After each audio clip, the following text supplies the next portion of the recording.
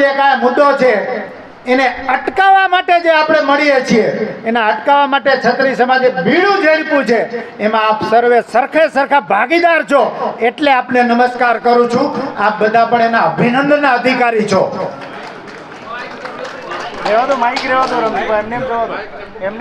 એટલે અને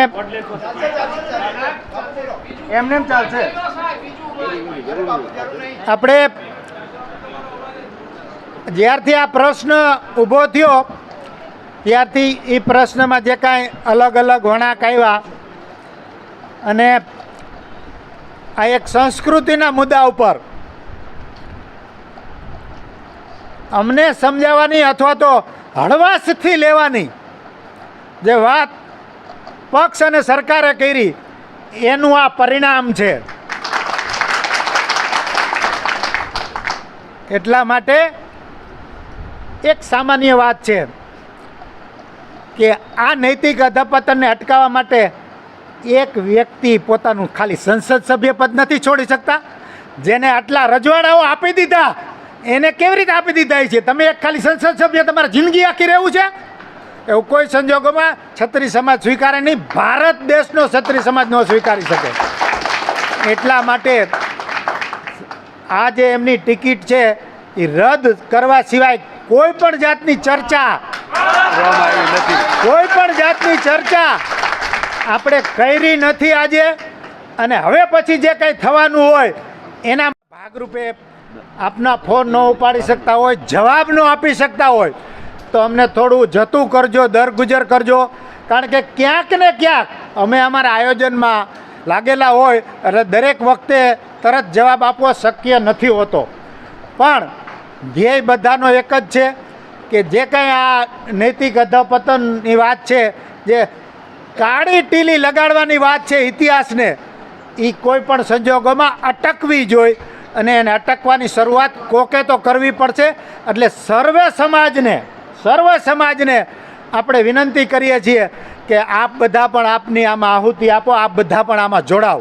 કે કોકે તો આની જવાબદારી લેવી પડશે કે ભારતના જાહેર જીવનનું શુદ્ધિકરણ થાય, ભારતમાં નૈતિકતા જળવાઈ રહે તો જ ભારત દેશની સંસ્કૃતિ અને આ બધા ઇતિહાસ છે એ જળવાઈ રહે. અને આઝાદીના વખતના બલિદાનો કે એના પહેલાંના બલિદાનો માતૃભૂમિ માટે જેમને આપેલા છે એ બધાને આપણે ન્યાય આપી શકીએ. આ બધી એક મુખ્ય વાત છે ને એમાં આપણે સૌ સાથે ભાગીદાર છીએ. એ એક આનંદની વાત છે. આ બધાને ખૂબ ખૂબ આભાર. કોઈ પણ બીજી વધારાની વાત નથી, પણ છતાં પણ જે કોઈ વાત છે એ બધી જ વાત અમારા રાજકીય આગેવાનોને વિવેક સાથે અને સ્પષ્ટ ભાષામાં કહી દેવામાં આવ્યું છે કે બીજી કોઈ વાત કે બીજી કોઈ ચર્ચા અમે નહીં કરીએ. આ જ વાત તમે હાઈકમાન્ડ કે સરકારને પહોંચાડો અને ટૂંક સમયમાં આનો કોઈ પણ નિરાકરણ કરી શકતા હોય તો કરો. આવી એક નાની વાતમાં તમે સમાજને સમજાવો એના કરતાં તમે એને કેમ ન સમજાવો એ અમારી સ્પષ્ટ વાત છે. અને એ ન સમજે.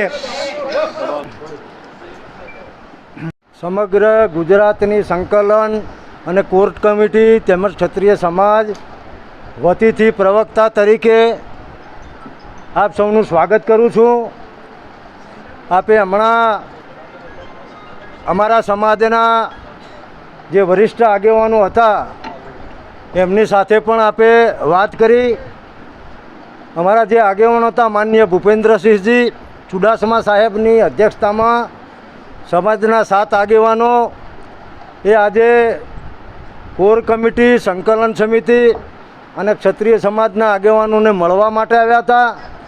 લોકશાહીમાં સંવાદની પ્રક્રિયા એ જરૂરી હોય છે. ગઈકાલે અમને કહેવામાં આવ્યું હતું, અમારા કન્વીનરને અહીંયા જે બધા આગેવાનો બેઠા છે એમને વિનંતી કરી હતી કે ગુજરાત સરકાર અને ભારતીય જનતા પાર્ટી વતીથી કેટલીક બાબતો અમે ક્ષત્રિય સમાજ સમક્ષ વ્યક્ત કરવા માગીએ છીએ. તો આપ જાણો છો કે એ પણ અમારા સમાજના જ વરિષ્ઠ આગેવાનો છે. એટલે આજે અમે મળ્યા, એમની વાત કરી, એમની શું વાત કરી એ આપને જણાવેલી છે, એટલે એમાં હું પડતો નથી. અમે બધાએ તમામ સંગઠનોના વતીથી અમારા 4 આગેવાનોએ એમને રજૂઆત કરી કે આપ જે લઈને વાત આવ્યા છો, આપ અમારા સન્માનીય છો, આપને સાંભળ્યા, હવે તમે અમારી વાત સાંભળો.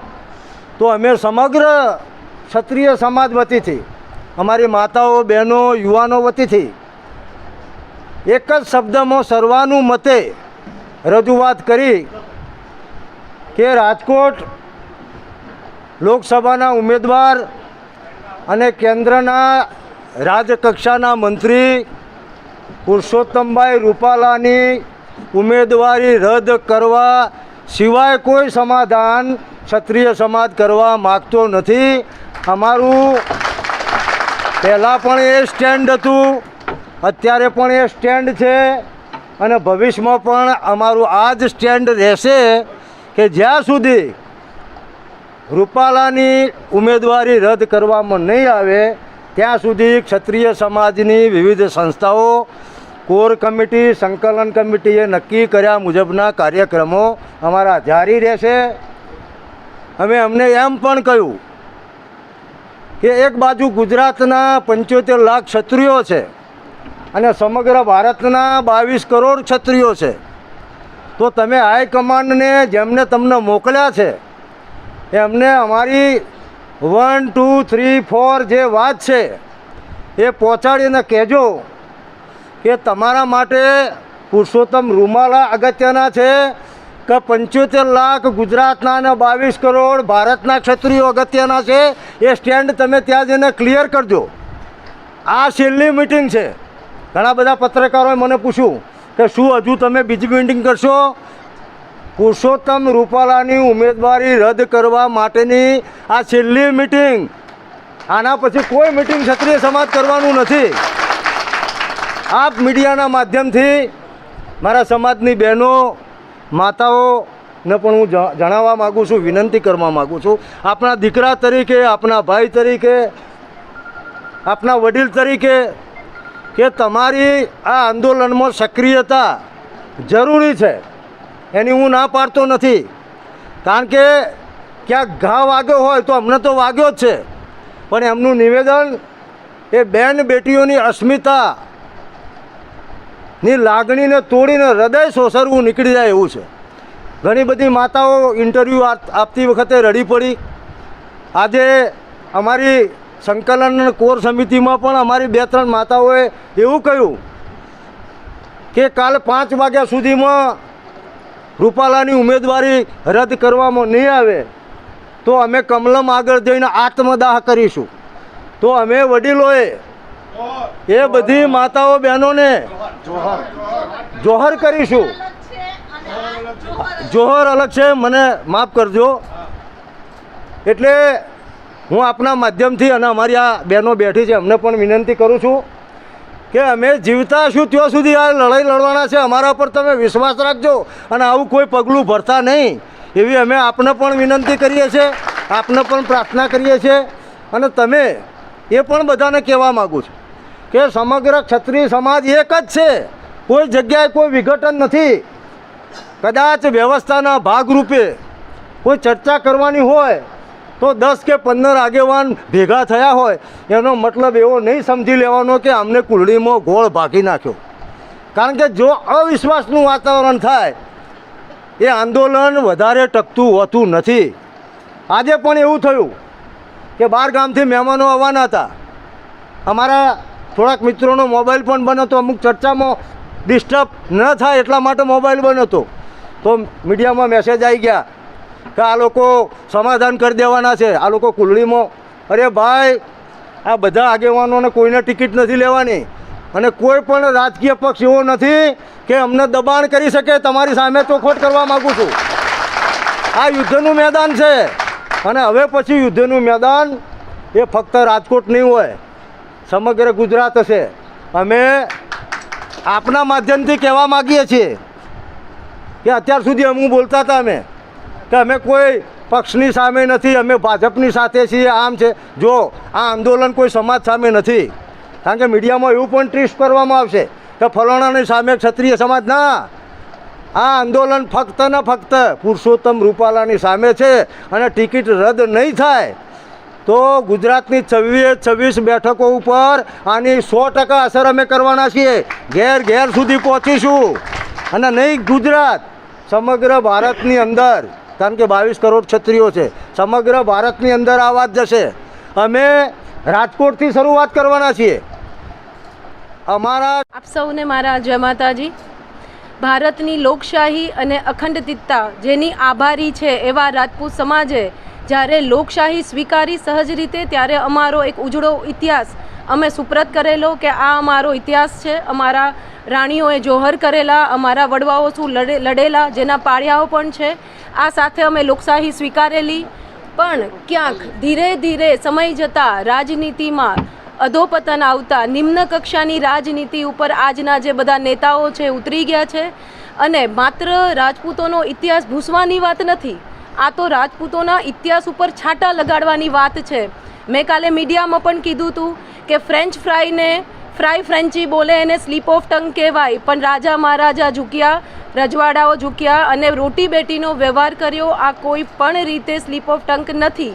એટલે આજે અમારી 5 દિવસની આખી આજે 6-7 દિવસની જે ઉગ્ર લડાઈ હતી એ પછી આજની આજે મિટિંગની મુખ્ય વાત કરીએ તો અમારા સમાજના જે કોઈ વડીલો અત્યારે સરકારમાં પ્રતિનિધિત્વ કરે છે, અમારા એ પિતા છે, ભાઈઓ છે, વ્યવસ્થાના ભાગરૂપે અને પાર્ટીના પ્રોટોકોલ પ્રમાણે જ્યારે સ્વાભાવિક છે કે એક પાર્ટી અને સમાજ વચ્ચે આવી કોઈ પણ ભેદભાવ ઊભા થતા હોય, આવા ઉગ્ર આંદોલન થતા હોય, ત્યારે પાર્ટી ઈચ્છે કે એ જ સમાજની વ્યક્તિઓ વાત કરે, સંવેદના વ્યક્ત કરે. વડીલો પધાર્યા.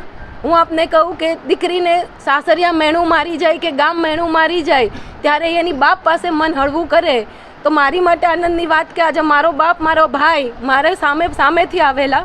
એટલે અમે આજે એમને અમારી બધી જ રજૂઆત કરેલી છે. ભાઈઓએ જે કંઈ આગળ રજૂઆત કરી, હું ખાલી બહેનોની વાત કરું કે અમે અમારી અસ્મિતાની વાત કરેલી છે કે આજ સુધી અમે બહાર આવવા માંગતા નથી જાહેર જીવનમાં, અને આજે પણ આ મુહિમમાં અમે આ લેવલ સુધી આવ્યા છીએ. છતાં પણ અમે અમારી મર્યાદા સંકલન સમિતિ સાથે જોડાયેલી દરેક સંસ્થાની બહેનો, આપ કદાચ જોયો છે આજે બહેનોની સંખ્યા અહીં મુખ્ય મિટિંગમાં છે. બાકી અમે એવું માનીએ છીએ કે જ્યાં ભાઈઓ લડી લે ત્યાં અમારી જરૂરિયાત નથી હોતી, અને છતાં પણ અમે આવ્યા છીએ. તો અમે એમને પણ રજૂઆત કરી છે કે આપ સ્વાભાવિક પાર્ટીના ઓલા પ્રમાણે અમારી પાસે આવ્યા છો, તો હવે આપ સમાજની વ્યક્તિ તરીકે ત્યાં જાઓ, અમારા પિતા તરીકે, ભાઈ તરીકે, અને આ પાર્ટીને સમજાવો કે આમાં કોઈ પણ રીતે સ્વાભિમાનનો સવાલ છે. આમાં કદાચ સંકલન સમિતિની જે સંસ્થાઓ છે જોડાયેલા, આપ એને દબાવશો તો સંકલન સમિતિ અત્યારે મુખ્ય કામ, અમે લોકો મુખ્ય કામ કરી રહ્યા છીએ કે સમાજમાં શાંતિમય વાતાવરણ બન્યું રહે. અમારી જે કોઈ સંસ્થા છે એની સાથે અમે મળીને એક અનુશાસન જળવાઈ રહે.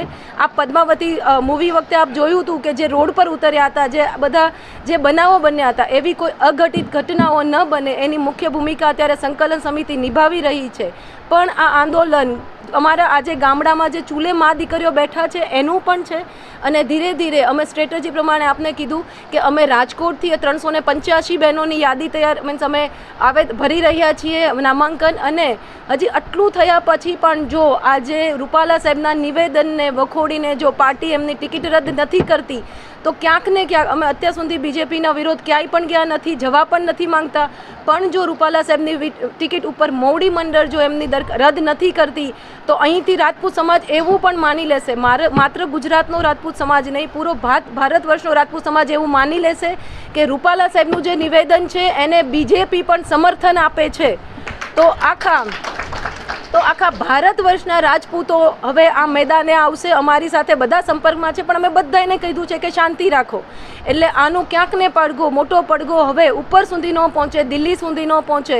દરેક રાજ્યોમાં આનું ગુજરાતની તો વાત ભૂલી જાઓ, 26 સીટની વાત ભૂલી જાઓ, આખા ભારત વર્ષના રાજપૂતો હવે જાગે અને પોતાના ઓલા પર ન આવે. કારણ કે અમે રજવાડા આપી દીધા તો આપી દીધા. અત્યાર સુધીની ટિકિટની વાત હોય કે કોઈ પણ જગ્યાએ અમારું રાજકીય અસ્તિત્વ ધીમું મીન્સ આછું થતું જાય છે, એનો પણ અમે ક્યારે આવો વિરોધ નથી કર્યો. પણ હવે તો આ અમારી અસ્મિતા પર સવાલ છે અને મા દીકરીઓ પર સવાલ છે. હું આપના માધ્યમથી એ પણ કહેવા માંગુ કે આપણે થોડા સમય પહેલાં એવું કહેવામાં આવતું કે આટલા વર્ષો પછી રામ રાજ્ય આવ્યું, આટલા વર્ષો હતું નહીં એવું કહેવું હતું. પણ જો રામ રાજ્ય આવ્યું છે તો રામ રાજ્યમાં બહેનો દીકરીઓની આ સ્થિતિ નહોતી કે બહેનો દીકરીઓએ આટલા દિવસ સુધી લડત આપવી જોઈએ અને ઉપર સુધી કોઈ આની નોંધ ન લેવામાં આવે. બસ મારું અહીંયા ગુજરાત રાજ્ય સંકલન સમિતિ મહિલા પ્રમુખ તરીકે મારી જે ફરજ છે હું નિભાવું છું. જય માતાજી. જય માતાજી સર્વને. આ લડાઈ જે પણ છે એ આખા અમારા ક્ષત્રિય સમાજની છે અને બહેનો દીકરીઓના એક માન ઉપર છે. અમારું સ્વમાન જળવાઈ રહે એવું અમે જે અમારા રાજકીય પક્ષે લેવલ જે ભાઈઓ અહીંયા ઉપસ્થિત રહ્યા હતા, સામાજિક લેવલે ભાઈઓ જે પણ અહીંયા ઉપસ્થિત રહ્યા હતા, બંનેની વાત ચર્ચા થઈ અને બહુ સારી ભાષામાં થઈ. અને ક્ષત્રિય સમાજ કોઈ દિવસ બે ભાગલા પડ્યા નથી અને પડશે પણ નહીં. જે પણ ડિસિઝન આવશે અમને આશા છે કે એક બેનો દીકરીઓ સામે જોઈ અને અમારા ફેવરમાં જ ડિસિઝન આવે એવી અમે આશા રાખી રહ્યા છીએ. તો બસ આટલું જ કહેવાનું હતું. વધારે આપને ખ્યાલ છે કે થોડીક મારી તબિયત પણ ખરાબ છે, પણ જો આના ફેવરમાં ડિસિઝન નહીં આવે તો હું આનું પર અત્યારે તો અનશન ઉપર છું. અમારું ડિસિઝન બસ એક જ છે કે રૂપાલાભાઈની ટિકિટ રદ થાય. આખા ક્ષત્રિય સમાજનું ડિસિઝન એ છે અને એ જ રહેશે. સમાધાન અમારું ડિસિઝન નથી. ધન્યવાદ બધા મિત્રો. એવું છે કે અત્યારે જે મુદ્દો છે એટલો બધો સેન્સિટિવ મુદ્દો છે કે જે સમાધાનને પાત્ર નથી.